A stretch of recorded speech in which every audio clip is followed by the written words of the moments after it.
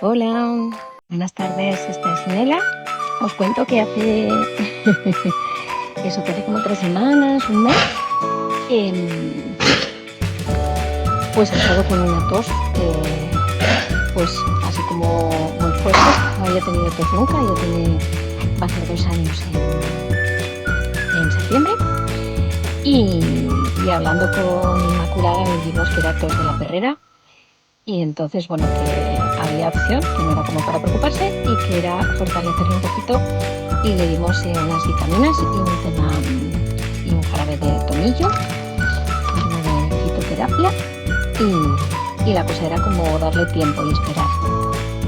Y fue así, le estuvimos dando el jarabe de tomillo una semana, una vez al día, y la tos fue disminuyendo hasta que ya pues se quitó.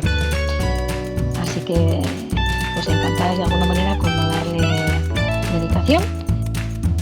Así que muchísimas gracias, y yo pues eso, recomiendo trabajar con veterinarias integrativas que yo creo que nos pausan, nos escuchan y permiten que los animales se fortalezcan también con los procesos.